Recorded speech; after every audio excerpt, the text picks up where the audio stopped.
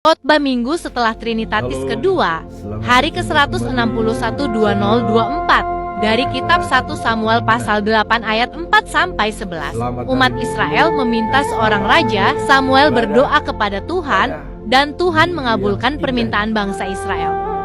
Khotbah pada minggu ini diambil dari kitab 1 Samuel pasal 8 ayat 4 sampai dengan yang 11. Umat Israel meminta seorang raja.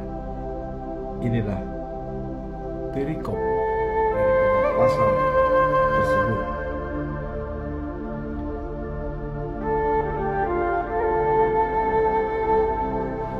Dan sebagai yang tertulis dalam pasal 8 ayat 4 sampai dengan yang 11 adalah sebagai berikut.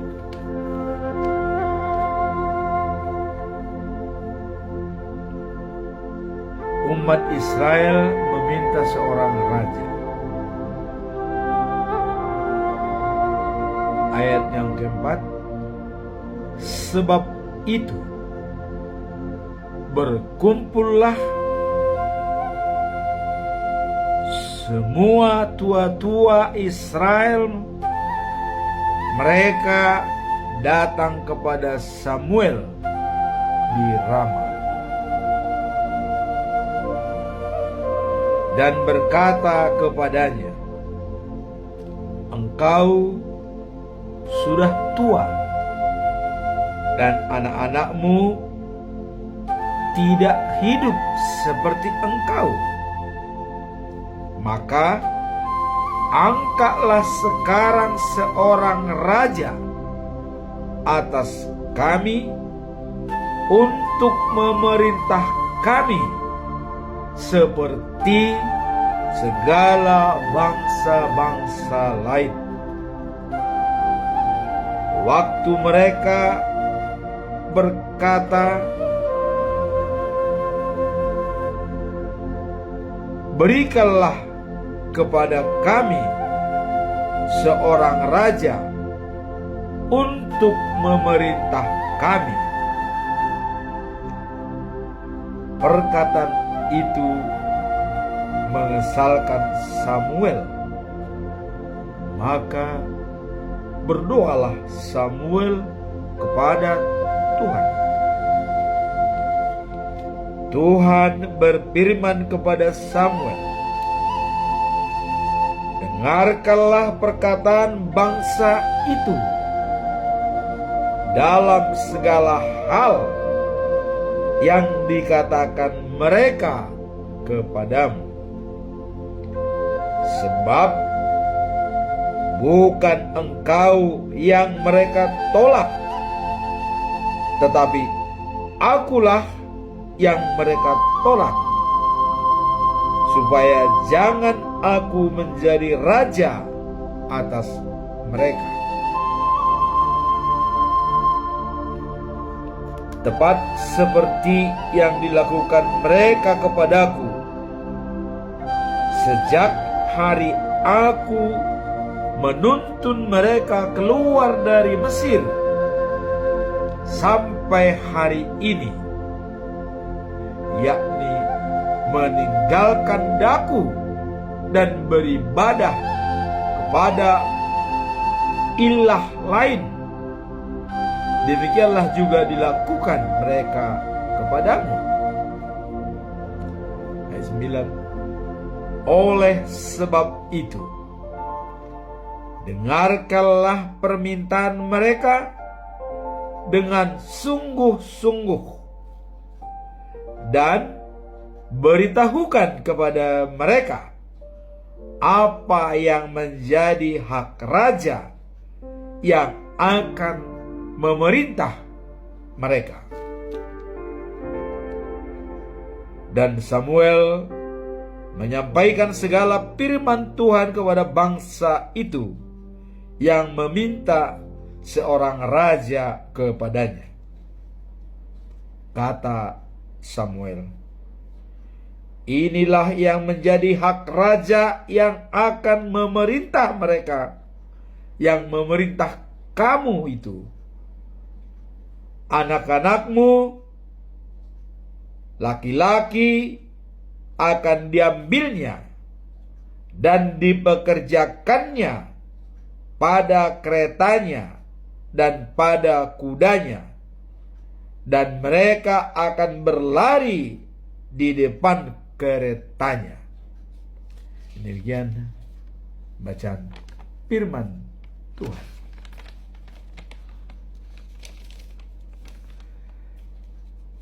Sekarang kita masuk dalam perikop bahwa Israel minta seorang raja kepada Samuel. Siapakah Samuel? Dalam buku pertama Samuel berisi sejarah Israel dalam masa peralihan dari zaman hakim-hakim kepada zaman raja-raja, di mana anaknya Samuel yang sulung Joel dan adiknya adalah si Abisai, ya,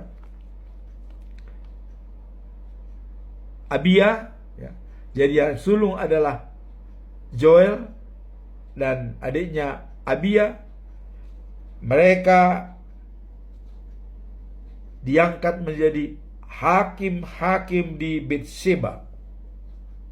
Jadi dalam peralihan hakim-hakim menjadi zaman raja-raja, perubahan dalam kehidupan nasional Israel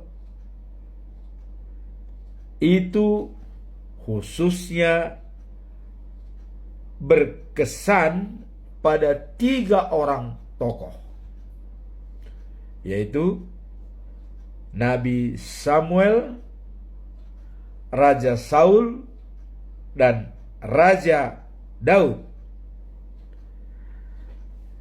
Di mana, ya, pengalaman-pengalaman dari Raja Daud di masa mudanya, ya, sebelum ia menjadi raja, terjalin erat dengan kisah Samuel dan Saul. Ya. Jadi sebelum Daud menjadi raja, ada kisah Samuel dengan Daud. Itu bisa kita lihat dalam Raja-Raja, buku Raja-Raja, ya, di mana waktu Israel minta raja kepada Samuel, ya. Nah, kemudian Samuel mengangkat Saul menjadi raja. Nah, kemudian akibat Raja Saul salah menjalankan kerajaannya, maka dia harus digantikan oleh Raja Daud. Walaupun Raja Saul pernah minta arwahnya Samuel supaya datang kepadanya untuk membantu dia karena dia sudah terpuruk, tapi tetap apa yang dikatakan oleh Tuhan pasti terjadi, sehingga Saul bisa digantikan oleh Raja Daud menjadi raja. Nah, itulah kisah 3 orang tersebut. Itu bisa kita lihat dalam perikop lain. Nah, kemudian inti daripada buku Samuel pertama itu dinyatakan ialah bahwa orang akan berhasil kalau setia kepada Allah. Ini intinya. Tetapi dia juga mengatakan orang akan celaka kalau mendurhaka terhadap Allah. Artinya menolak ajaran-ajaran daripada Allah. Nah, ini kita lihat dalam 1 Samuel 2 ayat yang ke-30. Ketika Tuhan berkata kepada Imam Eli. Jadi Tuhan mengatakan, yang menghormati aku akan kuhormati, tetapi yang menghina aku akan kuhina. Siapa kira-kira dalam Alkitab yang menghormati Allah? Ya. Nah, dan siapa yang kurang menghormati Allah? Nah, jadi kita lihat yang tidak menghormati Allah adalah bangsa Israel waktu di Gunung Sinai. Ya, mereka membuat patung berhala. Nah, sehingga mereka menyembah. Begitu Musa turun dari Gunung Sinai, loh, kok mereka sudah menyembah berhala? Akhirnya diperintahkan oleh Allah, musnahkan semua bangsa itu, katanya. Tapi Musa berunding dengan Allah. Waduh, kalau seandainya itu kita musnahkan semua, apa kata orang Mesir? Dibawa bangsa itu ke gunung untuk dimusnahkan. Maka Tuhan, Tuhan akan merubah rencana semula. Sekarang begini, kumpulkan yang ikut aku dan yang menyembah berhala. Baik itu mereka kakak beradik atau saudara, pisahkan. Sehingga pada waktu itu 3.000 orang mati, ya, dibunuh oleh yang pro Allah. Di sana tidak peduli saudara, ipar, orang tua, adik, kalau dia menyembah berhala, bunuh, walaupun adik kandung, karena ini perintah Allah. Inilah dikatakan, yang menghormati aku akan kuhormati, tapi yang menghina aku akan kuhina. Itu kenyataan, ya. Nah, kemudian apa ada lagi dalam sejarah yang benar-benar dihina oleh Allah? Ada 2 orang, ya. Anaknya Harun sendiri, ya, yaitu, ya, 2 orang itu, anaknya Harun, Abihu dan Nadab, ya. Kenapa mereka? Karena membuat persembahan yang tidak menghormati Allah. Nah, harusnya persembahan yang sudah ada itulah yang dilakukan. Tapi kok dia kenapa membuat persembahan baru yang tidak sesuai dengan kehendak Allah? Pada saat mereka membuat bakaran, api langsung menyambar mereka, keduanya mati. Ya, Abihu dan Nadab, ya, dua-duanya mati. Anaknya Harun, padahal dia sudah bersama-sama dengan Allah. Tapi kalau dia menghina Allah, mati. Nah, jadi inilah dikatakan, yang menghormati aku akan kuhormati, tapi yang menghina aku akan kuhina. Nah, jadi dalam sejarahnya Tuhan sendirilah sebenarnya sebagai Raja Israel, ya. Nah, tetapi untuk menanggapi permintaan rakyat, ia memilih seorang raja bagi mereka. Dan persyaratan seorang raja itu harus ditentukan, ya. Jadi makanya tadi dikatakan dalam ayat itu bahwa sampaikan kepada mereka apa hak-hak daripada raja. Nah, kemudian kalau kita melihat apa sih sebenarnya tujuan daripada bangsa Israel, ya, mereka meminta raja. Mengapa umat Israel meminta seorang raja? Nah, pertama, memang, ya, karena mereka melihat Samuel sudah tua. Nah, kemudian anaknya yang 2, Joel sama Abia, tidak bisa diharapkan. Karena mereka sebagai hakim di Betseba itu, ya, sering memungut makan uang sogok, ya. Dan kemudian mereka menghakimi orang yang tidak adil. Nah, jadi bangsa Israel ini menggerutu dengan anaknya yang dua itu, ya, Joel dan Abia. Itulah sebabnya tua-tua Israel berkumpul meminta kepada Samuel untuk angkat sebagai raja, karena Samuel sudah tua. Dan kemudian karena mereka ingin seperti bangsa lain. Nah, itu alasan yang kedua. Jadi alasan pertama tadi karena anaknya tidak bisa diharapkan menjadi pengganti Samuel.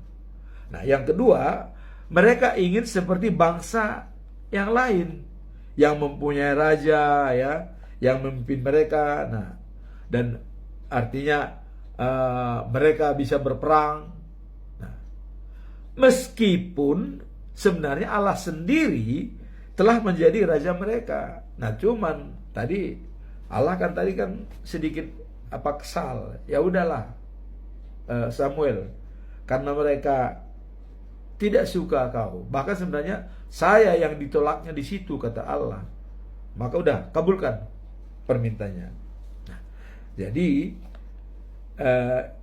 Tuhan sebenarnya tetap raja di dalam kepemimpinan Israel, ya, karena dia selalu tetap memimpin. Tapi dengan adanya ketidakpercayaan daripada bangsa Israel ini, karena mereka sudah banyak menyembah berhala, ya, sudah banyak dewa-dewa, kira-kira begitu. Nah, dan ada tujuan mereka, ya. Jadi mereka maksudnya itu supaya terlihat kuat, ya. Jadi kalau sudah punya raja, tentu bangsa-bangsa lain pun tidak sembarangan lagi untuk melawan mereka, kira-kira begitu paradigmanya, ya. Jadi berpikir bahwa pemimpin manusia lebih baik dari pemimpin ilahi itu. Ini ada juga, ada anggapan mereka, kalau kita sudah mengangkat seorang raja, karena kita lihat sendiri, ya, kita bersamanya mungkin lebih baik katanya dari pemimpin ilahi, ya. Karena mereka ketakutan waktu menerima firman Tuhan di Gunung Sinai, gunung semua terbakar, ya. Kemudian keluar suara dari Allah, mereka ketakutan. Waduh, kalau seperti ini mati kita semua, kira-kira begitu. Jadi sebenarnya mereka menganggap kalau Tuhan langsung memimpin kerajaan, mereka bisa mati.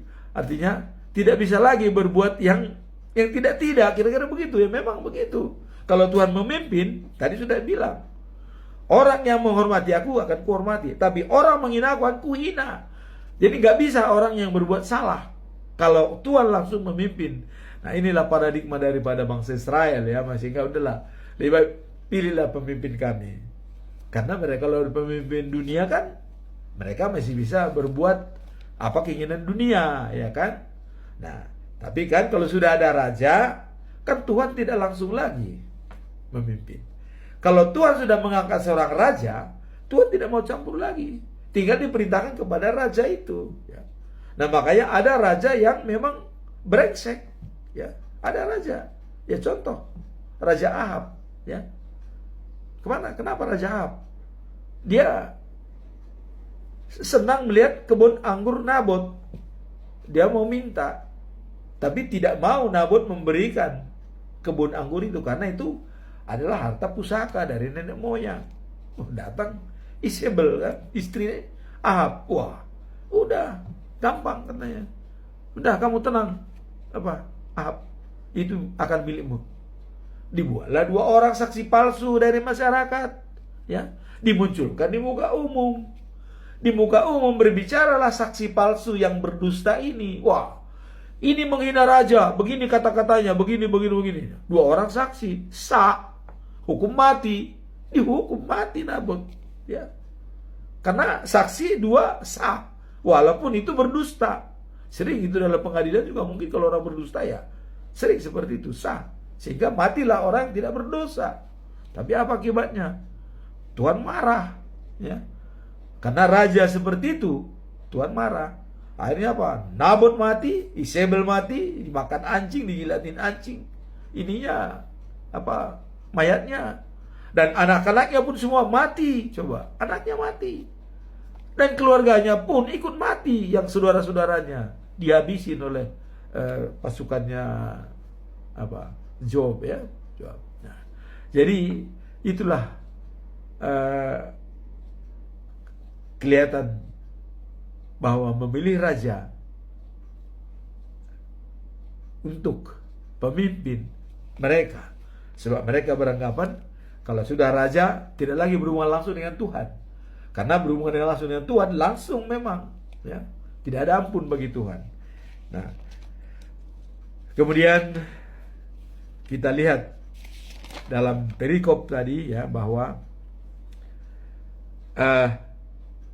Samuel itu merupakan penyambung bangsa Israel kepada Tuhan, sehingga Samuel berdoa ya, dan juga dia minta petunjuk kepada Tuhan.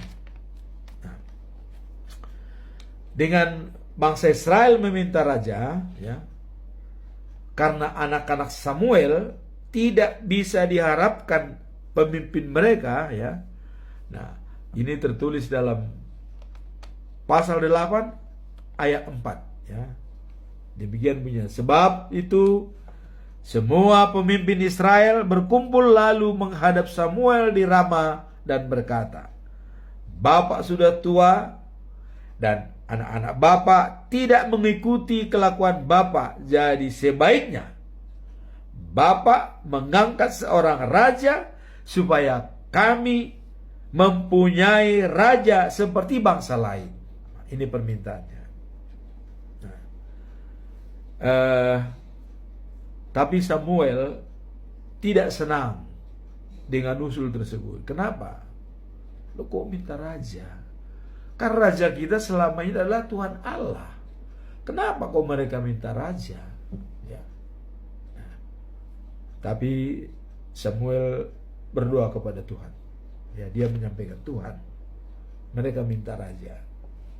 Nah, setelah Samuel berdoa, Tuhan menjawab. Ya, ayat Tuhan mengatakan, kabulkanlah segala permintaan bangsa itu kepadamu, sebab bukan engkau yang mereka tolak, melainkan aku, kata Tuhan. Jadi bangsa Israel itu sudah menolak aku sebagai raja mereka. Kabulkanlah permintaannya, biar tahu mereka nanti raja yang mereka pilih. Nah, jadi tapi kata Tuhan ya, setelah kau kabulkan permintaan mereka ya, peringatkan mereka dengan sungguh-sungguh dan beritahukan ya, bagaimana mereka nanti akan diperlakukan seorang raja. Wah, ini. Jadi Samuel disetujui Tuhan untuk mengabulkan permintaan daripada bangsa Israel. Tapi beritahu kepada mereka apa syarat untuk mempunyai raja, yang harus kewajiban mereka yang dilakukan. Nah, kemudian Samuel menyampaikan pesan Tuhan ya kepada bangsa Israel ya. Dan setelah disampaikan pesan itu, apa kata daripada orang Israel?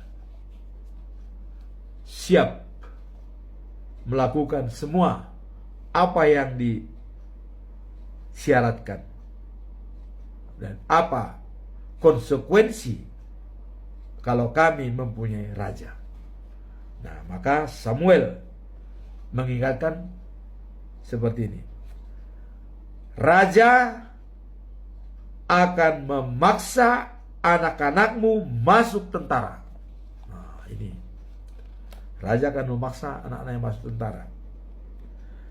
Kemudian sebagian dari mereka sebagai pasukan berkereta.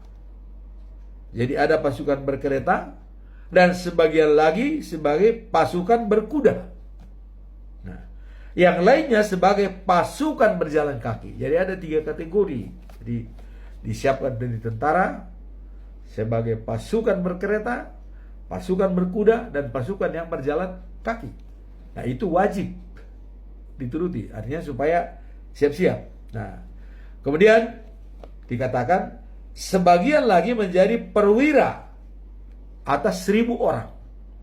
Jadi terkumpul 1000 orang, ada 1 perwiranya. Nah, kemudian ada juga atas 50 orang diangkat 1. Jadi mungkin kalau 1000 dibagi 50 adalah 20. Jadi ada mungkin 1 perwira tinggi, ada 20 lagi perwira-perwiranya untuk memimpin tiap 50-50. Nah, kira-kira begitu ya. Nah, raja akan memaksa tuh anak-anakmu membajak ladangnya, mengumpulkan hasil panennya, membuat senjata-senjatanya, dan perkakas kereta perangnya.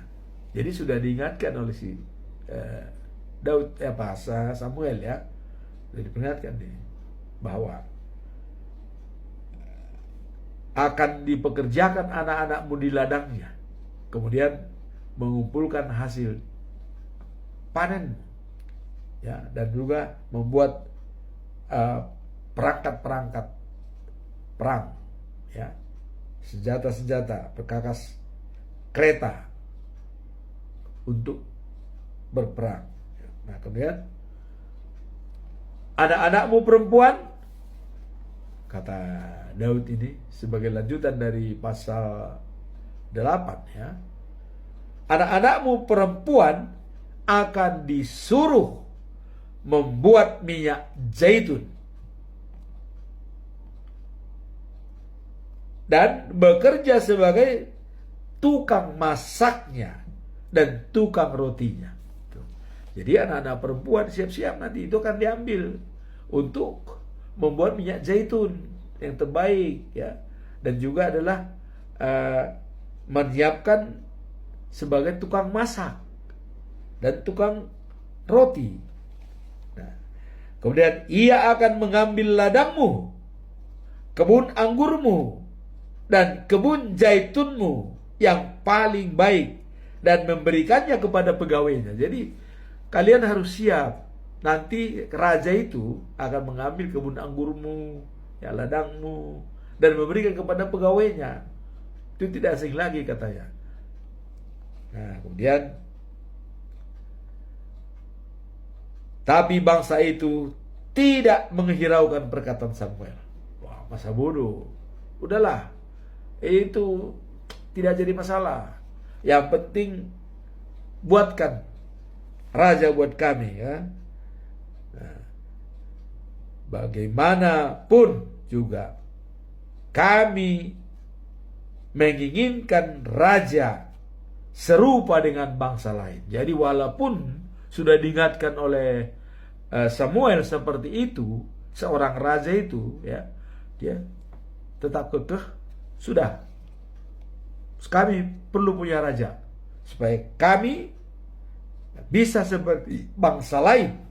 Nah, raja kami harus memerintah kami dan memimpin kami dalam peperangan. Jadi sudah disebutkan memimpin kami dalam peperangan. Nah, setelah Samuel mendengar semua itu, Samuel menyampaikan kepada Tuhan. Jadi dengan adanya tadi jawaban-jawaban dari bangsa itu, Samuel kembali menyampaikan kepada Tuhan bahwa pesan Tuhan tadi sudah disampaikan oleh Samuel kepada bangsa Israel, konsekuensi kalau kita memiliki seorang raja. Tapi bangsa Israel siap menerima dan tetap buat kami supaya ada pemimpin kami untuk berperang segala macam ya. Nah, kemudian lalu Tuhan menjawab, ikuti saja kemauan mereka dan angkatlah seorang raja bagi mereka. Nah, jadi kemudian Samuel menuruti perintah atau permintaan daripada bangsa Israel. Udah, ya, akan saya lakukan. Dan kalian kembalilah